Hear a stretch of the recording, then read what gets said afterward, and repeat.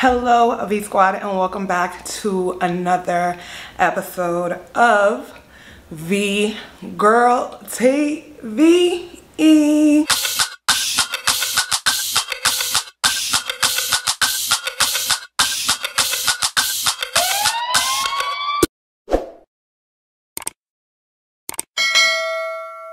Welcome back, guys. Welcome back to my canal de YouTube. As you guys can see, I have definitely made a 360 from the last video where I got the second dose of the COVID vaccine, and I was literally like tore up from the floor up, make you want to throw up. But your girl is back with another video. First of all, before we get into this video, if you haven't already subscribed to this channel, make sure you are subscribed. You know, stop playing with my feelings, okay? Stop playing with my feelings. Anyway, yeah, guys, I know I'm all made up is because I literally was being productive today, actually. I was doing a shoot for my makeup line, which is what I got going on right here, the V Monroe Collections. I'm just creating content for that, for the Instagram page. So that is why I'm dolled up. You know what? I actually kind of like the way I look. I think I'm going to come back on camera more often dolled up, okay? Wearing this amazing product. Anyway, guys, so by the title of this video, you already know what this video is going to be about. This video is actually going to be sort of like a review for In the Heights, okay? If you guys do not know what In the Heights is, it actually was a Broadway play that I actually had the chance to see years ago. This is like back when I was in college. I took like a Broadway experience class, and we were able to go see different plays, and the original Broadway play is what I actually went to go see, which I actually loved it, okay? So when I found out they were actually coming out with the movie version of In the Heights, I was like, okay, I have to see it. Not only because it is based on a play that I actually love, but it also touched on the struggle that Latin Hispanics face when they come to the US. So I'm thinking to myself, okay, fast forward, we're in 2021, okay? I'm gonna assume they started filming this video 2020, modern times, right? And I was super excited also because there is a fellow Panamanian American that actually was in this movie, or is in this movie. Her name is Daphne Rubin Vega, okay? She is Panamanian born, obviously. She lives in the States, she's American, and she was actually in The Rent, okay, which is actually another good play that I actually seen when I was in college during this Broadway experience class. But moving forward, so yeah, so I was super excited to see this movie, okay, super excited. And then when I finally had a chance to see it, I was kind of disappointed. Not kinda, I was just very disappointed. Why was I disappointed? Lack of representation as always, okay? Lack of representation in the Black and the Hispanic community. This is something that we always face. And then you know what? You know, when you speak up about it, people wanna tell you, oh, that you're bugging out. But people do not understand that representation matters, okay? Lack of representation is why it was so hard for me when people used to ask, where are you from? And I would be like, oh, I'm from Panama. And I would have to sit here and explain to people, okay, why I was Black, why I was Black speaking Spanish, why my parents, or why my mom was dark skinned, and why she spoke Spanish, and why she had a West Indian accent. People couldn't grasp the concept, okay? And a lot of it has to do with the media, okay? The media, lack of representation for Black, Hispanic people, or Black Latin people. You know, I'm gonna use the word, I don't even want to say Afro-Latina because I don't even like the word, but we're just gonna, for the sake of this video, so that we're all on one page, we're just gonna use that word as reference, okay? Just for the sake of this video.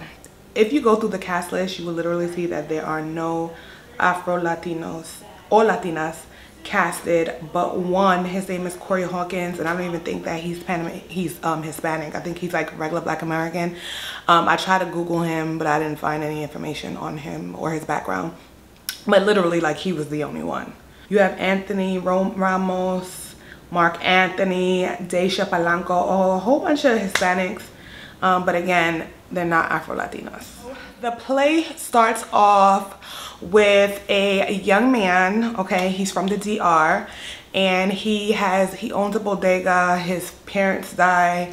You know, I don't want to give away too much just in case you guys want to watch the movie, but it basically touches on the struggles that Hispanics face when coming to New York City. You're looking forward to that American dream, and then when you get here you realize that it's not what you think it is, okay? Everybody want to come to America. Everybody wants to come to America, but they don't realize how much work you have to put in when you get here. So I could definitely understand that. You know, I could relate to that. I have plenty of family. My parents, who migrated to the United States of America, they had to work really, really hard, okay? So I was definitely relatable in that sense, but what really kind of broke my heart was the fact that I did not see, none of the main characters were Afro-Latina. None of the main characters looked like me, okay? None of them looked like me. And then the one character that they did have was a Black man that fell in love with a light-skinned Latina, okay? First of all, I don't even need anyone to comfort me, okay? Okay, there's nothing wrong with interracial dating, but I think in the media, Black women, okay, Afro-Latina women are always looked at like we're not beautiful enough. It's just a constant depiction, okay? And by this film showing something like that, it is just another slap in the face for a lot of us, because it's literally like, okay, no one wants us. You know what I mean? Why representation matters. Representation matters so much. Because if you ever, and it's not only the only movie that you see this in, okay, when you watch novelas, okay, the only role, first of all, the main characters are always lighter skin or more Latinas that look more European, okay, that have European features, and the ones that look like me, that look like my mom, oftentimes we're always playing the role of the help, okay? Not too different from American movie, but American movies are getting a little bit better. But we always get the role as the help, the babysitter, the cleaning person, the slave, okay? Those are the roles that most Black people or Afro-Latinos get in Hispanic movies, okay? It's very rare that you're going to see an Afro-Latina or Afro-Latino in a main role, okay? You might see them in the background, okay? You might see a little sprinkle, you know, as an extra, but very rarely you're gonna see them, you know, up front as a main character. So it was kind of disappointing to see that while watching In the Heights, okay? Especially because Washington Heights are filled with a lot of Dominicans, okay? Hispanic people in general, okay? But if you're from New York, you know that that's where a lot of Dominicans migrate, and to not see, you know, any Dominicans that look, we know they are Dominicans that look, it was just kind of disappointing. It was kind of disappointing. Not even a Panamanian, okay, that looked like me. So for me personally, I mean, the concept was amazing. You know, a little bit too much singing for me. It was a little bit too much singing for me. I know it is a musical, guys, but it was just a little bit too much. If you had a chance to watch one of my old videos where I discuss why Hispanics don't consider themselves black. I advise you to go check that out. I'll leave the link right here. I'm not even sure which way it's going to be, but I'll leave the link in one of these corners for you to go check it out. But for me, you know, growing up, especially being a Black Panamanian and my family being Black Panamanian, it was so annoying having to constantly explain myself and constantly explain my culture and why I look like this. And majority of the reason is because there was no representation. Okay, there's literally no representation of Black Hispanics in movies, okay, and shows. There's literally none, and when they are, like I said, they are casted as a help, and that sends signals, okay, subconsciously, okay, in your subconscious, that Black people aren't good for anything else but just that. For me, growing up, if you haven't had a chance to watch my video about the misconceptions of a Black Panamanian, do check it out. I will also leave that up here so you guys can click it, where I discuss a lot of misconceptions that I faced growing up being a Black Panamanian American. And this is why. This is exactly the reason why. For me personally, the fact that there wasn't much representation in the Hispanic community, I kind of stared off as, you know, blending in with just regular Blacks. I mean, we're all Blacks, but you know what I'm saying, Black Americans, okay? And I looked at shows like The Cosby Show, I looked at shows like A Different World, and because I seen people that looked like me. They didn't speak the language in my household, but that's the reason why I actually went to college, okay? I went to college, I went away to college, and I had dreams of going away to college because of shows like The Cosby Show and because of A Different World, okay? And this is why representation matters. When you, as a young child, when you grow up and you're watching television, children are very impressionable. Okay, my English, I don't know what's going on. Okay, a lot of the things, and this is from my personal experience, a lot of decisions that I made in life was based on what I saw on television.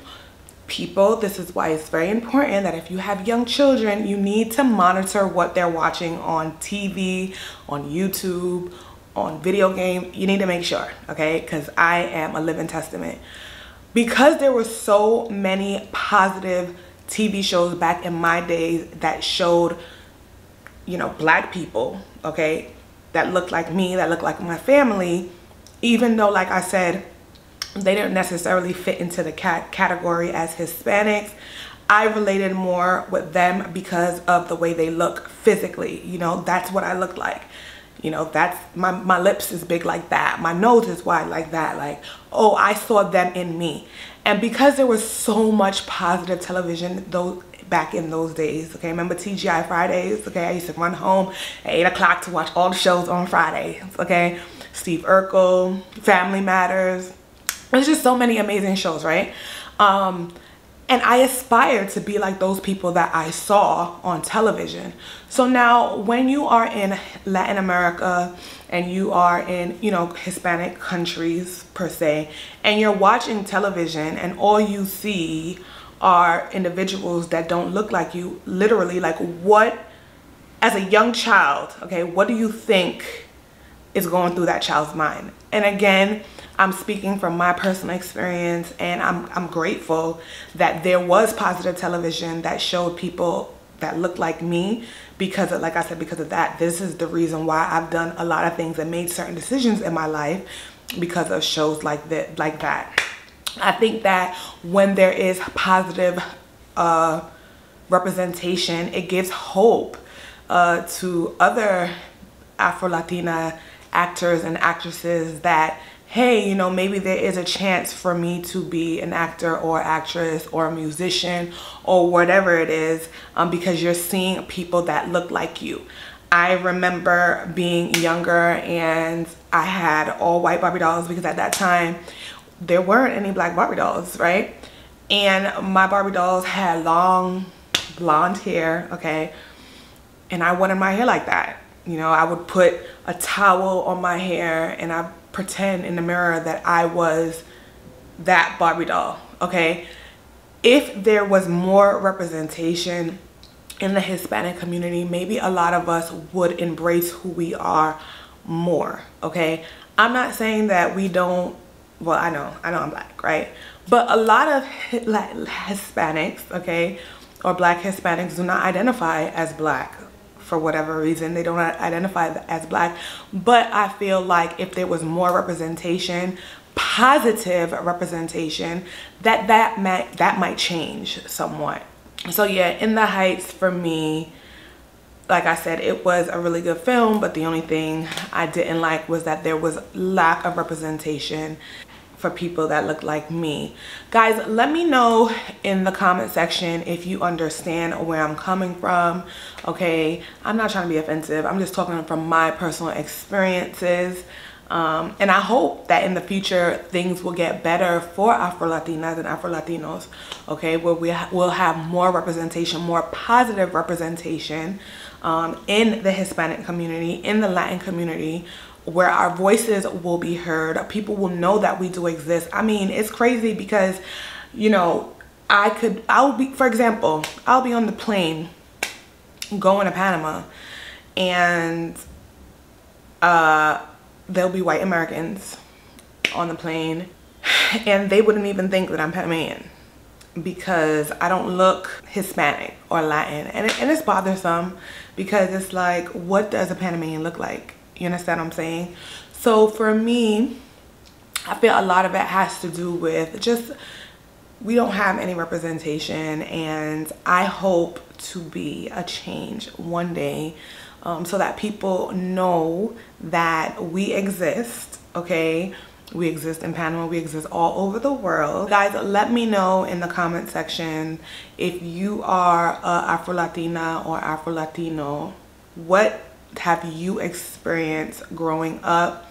And if you are Latino, okay, the ones that look a little bit more European, let me know what your experiences are, because on the video that I did, the misconceptions of a black Hispanic, it was so interesting to hear some of the struggles that regular Latinos that look more European, some of their struggles that they said, I guess, that they dealt with. So I'm curious to see what some of you guys have experienced either growing up or in Panama or wherever in the world. What experiences have you had with people, how they viewed you? If you weren't Spanish enough, if you weren't Hispanic enough, if you're not black enough, let me know what your thoughts are on that. Me personally, I was not accepted in the Hispanic community at all, actually. I had no Hispanic friends. The only friends that I did have that spoke Spanish were other Panamanian families, like, you know, family friends that I grew up with, for the most part. But anyone else outside of that, no. I had one friend that I worked with, and she was Dominican, and she was also Afro-Latina. Well, I don't know if she considered herself Afro-Latina, but she was cool as hell. She was really cool. But yeah, but other than that, no, I don't have any Hispanic friends, and that's the main reason why. I urge you guys, if you have not checked out my misconceptions of a black Panamanian video, make sure you watch that video. In that video, I go into depth, okay, about some of the stereotypes I faced growing up as a black Panamanian in the US, okay? So again, guys, leave your comments down below. Let me know what you guys think. Anyway, guys, as always, thank you for tuning into my video, and as usual, peace and love.